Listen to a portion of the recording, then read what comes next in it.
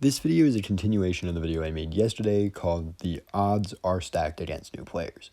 If you haven't seen that yet, I would highly suggest you do. You don't need to see it, and this video will mainly be self-contained, but the two videos build on each other and are pretty much connected in every way. This video is mainly going to be talking about the odds of a new player being able to actually get their hands on a plan that is useful to them. Because having weapon caches and stacks and piles are interesting and they do matter to new players, but really it's going to be the getting your first actually useful plan that will be the game changer that actually allows you to get promoted into not being a noob. So let's get right into it.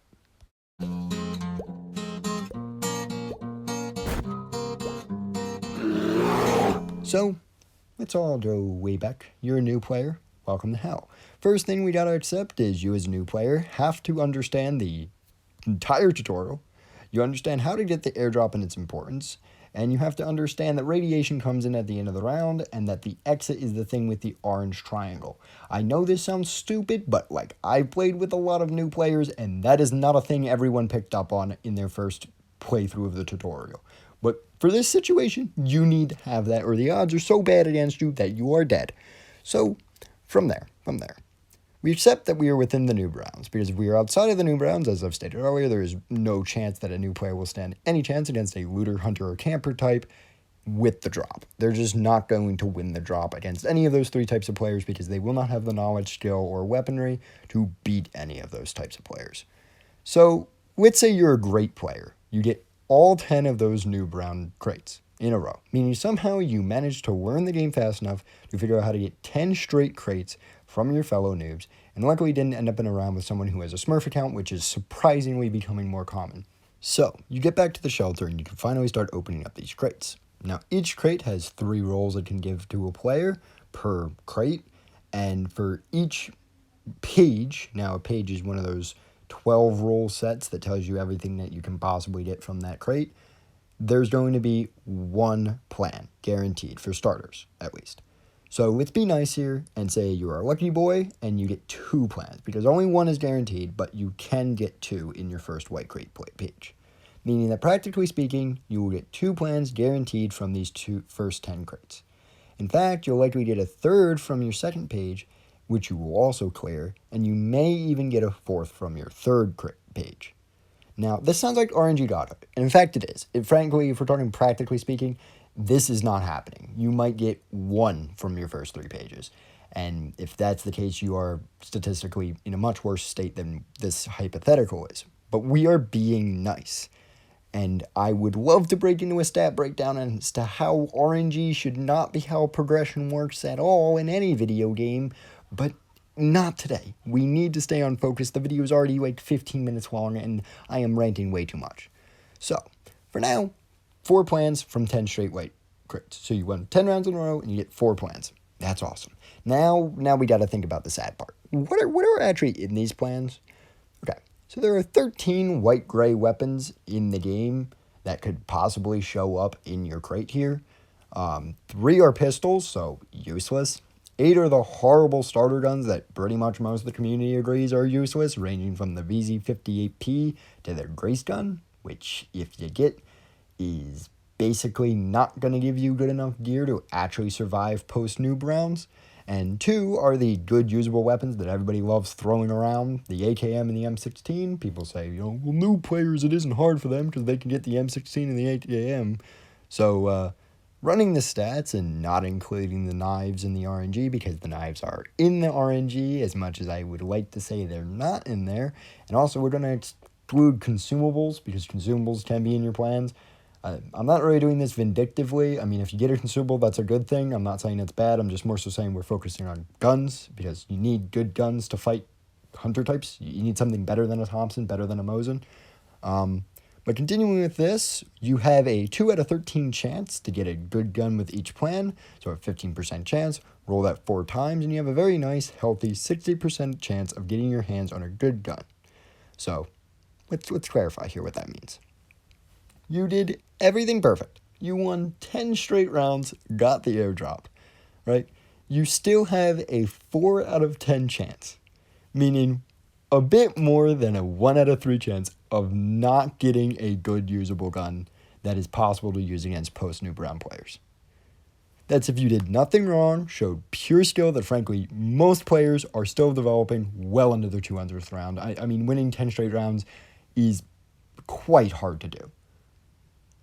You still don't have guarantee of being able to say, you know what, I'm set for post-new browns at the moment. You just don't have that guarantee. It's not there. And I didn't count knives. I gave you quite good RNG on those plans, and we still end up with a system that frankly destroys you, despite your perfection. This is not a natural progression system. With tons to learn, horrible RNG, and a very small window to complete the entire Vigor learning curve, at least to a point where you can survive your 11th encounter, it's not good, and something needs to change here. I don't know exactly what, and I won't act like I'm a genius that has the magic solution, but personally I do believe that expanding the new browns, maybe making a better tutorial, and overhauling white crates would all make massive strides.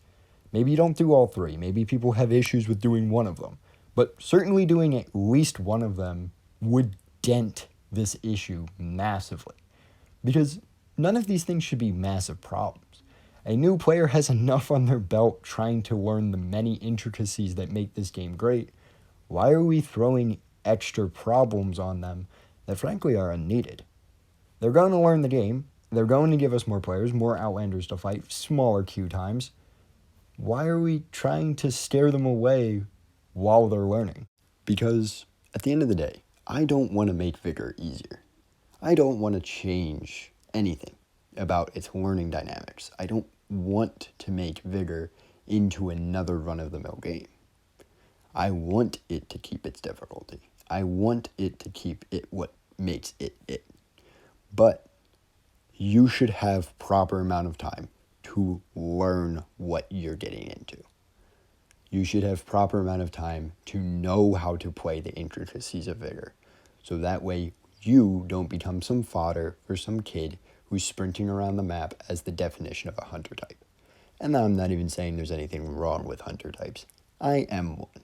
But when I load into my encounter, I walk into the street of some random map and see a green coat in the middle of the street looting a car completely unprotected as the car alarm is going off.